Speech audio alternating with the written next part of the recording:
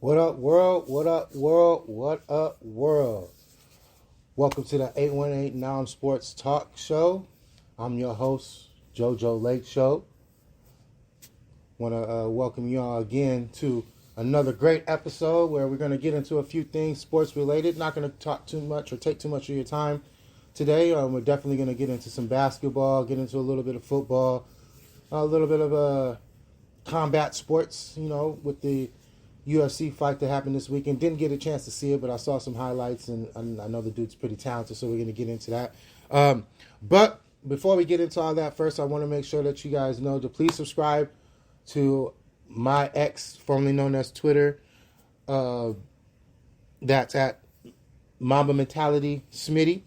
Mamba Mentality Smitty. Or you can reach me at JoJoBones28 on X, formerly known as Twitter, and also at MattTime24 on Instagram. You can also follow my friend, the co-host here, Mr. It Is True Now, with Coach Rowe on Coach Rowe19 on Instagram, and Mr. It Is True Now on X, formerly known as Twitter. Also, make sure you please like, subscribe, and comment on your platforms. It's available wherever you get your podcast shows at, the Spotify's, the iHeartRadios, soon to be on Apple, obviously on Spreaker. Want to thank Spreaker so much once again for giving us this opportunity and platform to be able to reach to y'all and have these type of conversations and pull-ups so that way we can discuss sports and what's on our minds, you know what I mean? So let's get into it. First and foremost, everybody, let's make sure that those who are in Southern California, because I'm in the greater Los Angeles area, that you are as safe as possible. Stay indoors, hunker down. It is starting to come down. Hurricane Hilary, as they want to call it, is in full effect. It's 11:45 my time, Pacific Standard, and starting to come down. So, man, everybody make sure that you got all your supplies, stay off the roads. It's going to be pretty crazy. It's flash flood warning. This is California. We're not used to something like this. It's hot outside and it's still raining. That's not how it is. We're not Florida. We're not Hawaii.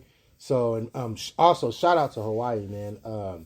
Hopefully, prayers and well wishes to those families impacted by this hurricane that recently hit. Those fires are crazy. Hopefully, everyone that was able to get out, got out. And those who lost loved ones, I heard there was over 1,000 bodies still unaccounted for. This is super sad, man. That's just something that's so unfortunate. There are some conspiracy theories out there and about developers and people wanting to take over the land and all that. I'm not going to get into all that, man, because first and foremost for me is just prayers up to the families that have been impacted by that tragedy in Hawaii and the Maui area. That's just unfortunate, man. Unfortunate. But yeah, everyone stay safe, man. It's coming down out here, man. It's really coming down out here. We have that song, "It Never Rains in Southern California," but when it does, man, we don't know what to do, and we don't really have the infrastructure to deal with it. So hopefully it doesn't impact anyone too much, man. It's going to be really wild out there. But back to the lecture at hand. Perfection is perfected to him and let him understand. I just had to bust a little rhyme for y'all. Anyway, Team USA. I just finished watching Team USA go against Germany. Germany was a very, very good test for Team USA. They have NBA players littered all over that team with Dennis Schroeder, Franz and Moritz Wagner, Daniel Theis, a former NBA player, and Isaac Bonga. So, yeah, man, there's some talent on that team, and that team plays really well. They've been playing together for years. That brother tandem of the Wagners together really play well off of each other. They know each other's spots. And Franz, man, he's a good basketball player, man. That dude can shoot it. He can handle the basketball. He's tough. He rebounds, and he's got unique size. He's at 6'9", 6'10", with the handle that he has, the ability to attack the rim like he does, the shooting ability that he has. He's a very good basketball player. And his brother is just one of those workhorses. Moritz is a hard-nosed basketball player, man. He likes to get in and get in dirty with the players. Not playing dirty, but get in dirty, you know what I mean? always is in good box out positioning, always crashes the boards, always sets hard screens, always rolls hard to the basket, finishes well around the rim, especially in international competition. Not so much in the NBA because you're dealing with the best players in the world and some of the tallest, most athletic,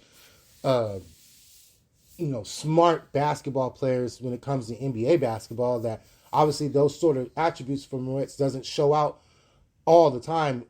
In certain situations they do, but not all the time. So, yeah. And Schroeder is a leader on that team. He played really well for the Lakers, does a really good job of attacking the rim, putting pressure on guys, guarding 94 feet or 93 feet in international basketball, like a foot shorter in a lot of areas when it comes to the makeup of the court. But they're a really good team. At one point in the third quarter, the U.S. was down by 15.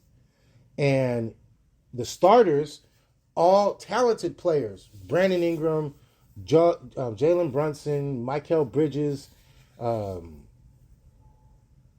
Edwards, and Triple J, all very talented players. But really, there's not really anybody on the team that's a playmaker per se. They make plays off their own offense. Like when they're killing and they're attacking the paint, they're able to, make plays off of that. But their inclination as basketball players is not to pass first or make plays first, it's to attack, which I appreciate. I like attacking players.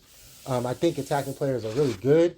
But, in international play, especially with the way the refs call the game, how physical it can get, how the guys are able to shrink the paint because of the zone defenses that you can see and the elimination of illegal defenses, right? The 3-second rule, that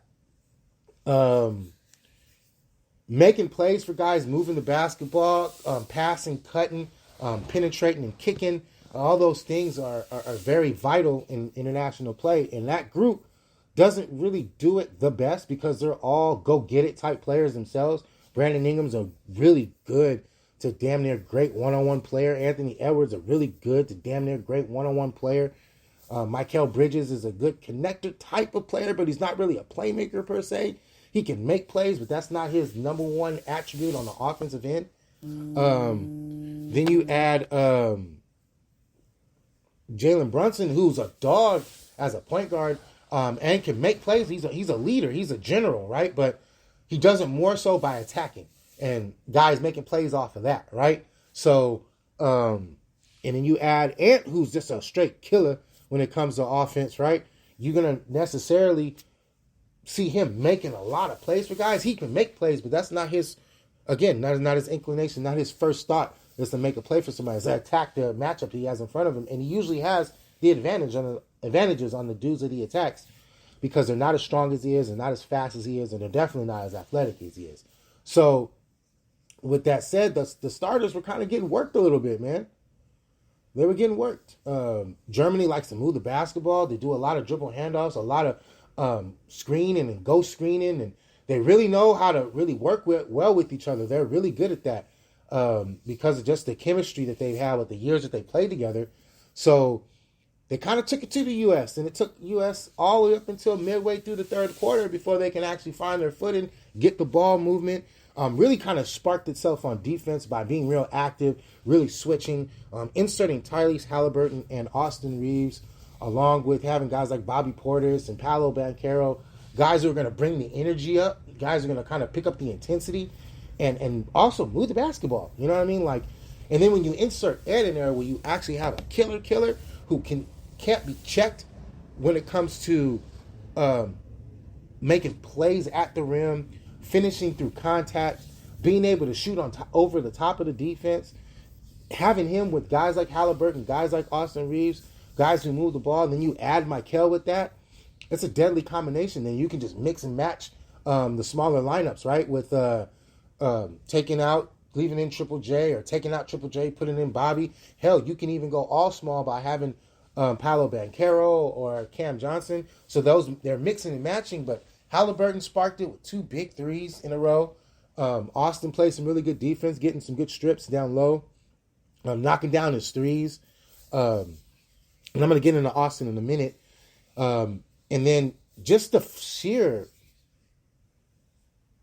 dog mentality that Anthony Edwards has. That man is a killer, dude. That man is a killer. Like, that dude attacks the paint, can shoot over the top, like I said earlier. When guys are riding him while he's trying to attack the paint, or he's trying to make any type of dribble moves by, attacking a closeout or going one-on-one with a guy, the man is hard to stop, dude. Like, literally, he can finish through contact. He goes hard at the rim. The dude is legit. Like, I gotta give it to him. I just talking to my cousin before I started recording, and the man is for sure one of the best young players in the game. I don't want to necessarily supplant Jason Tatum as being the number one young player, like 27 and under type player in the league, being that young star. I'm not going to supplant him with Anthony Edwards, but when I'm saying someone's on your heels, at your neck, that man is on his heels at his neck, man. That dude can do everything on the court. He can do everything on the court. Like, his athleticism is off the charts, man. Like, off the charts. The dude finishes up. It was a nice little play where he got the ball inside the paint and literally almost a couple steps finishing right on top of Daniel Tice. It was easy with the two hands up off the two. Beautiful work. Beautiful, beautiful, beautiful work. As a Laker fan, right, I want to say future Laker for sure, but I know if I'm Minnesota and I'm their fans, there's no way in hell Ant Edwards is leaving. I trade away Gobert, Jaden McDaniels, Karl-Anthony Towns. I trade the whole squad before I trade Anthony Edwards. That man should be our future. I just don't know if they're going to be able to keep him. I just don't know if that market is going to be big enough for him, because he's the type of dude that when you put him under the brightest lights, that dude's going to kill. He's not going to shrink under the pressure. He's actually going to excel. He's going to get better. He's going to play harder. He is going to show out even more. He's made for that type of situation. Those lights, those bright lights, he's made for that. And I can't wait to see him next year. The way he's killing an international player right now, if he carries that over, which he was doing that last year, and kind of just ushering that into next season, Minnesota's going to be a problem, man. Minnesota's going to be a problem with Jaden McDaniels and Ant Edwards and the wing spots, with him being able to kill and Jaden getting his game, getting his offensive game ramped up. They're going to be a problem, dude. They really going to be a problem. I'm kind of scared. Them Nas Reed, Slow-Mo, like, just adding all those dudes to that team, man. This is going to be real interesting to see how they work. And then they got a nice floor general in Mike Conley, man, who's just a solid, heady, high IQ type player, guy who makes the right plays, knocks down an open shot, can get guys the basketball in the right situations. Like, I love Mike Conley's game. He's a little older, kind of like longer in the tooth at this point, been in the league for a minute. Didn't get the recognition that he deserved early in his career, playing in the grit and grind Memphis team. But that man is a killer, man. That man is a straight killer, dude. And I can respect it, and I can definitely respect it. So, but the guy I want to talk about, they call him Captain America. Me and my family, this is the affectionate part. Like, guys who play hoops, when we say these two words, or one word, however you want to spell it, right? When we say these words, these are, trust me when I say this, for my other brothers, not my brothers, but my other brothers, y'all understand this. Y'all are hoopers. Y'all know when this happens, it's just like one of the ultimate compliments, other than, like, this dude is the truth, a superstar, and all, like, just like in the hood, in on the playground. Like, when we say these things about this group of people that I'm about to say, they know there's no derogatory connotation or anything like that towards it. This is straight out, flat out, just a complimentary sort of thing. That motherfucking white boy can play. That white boy can hoop.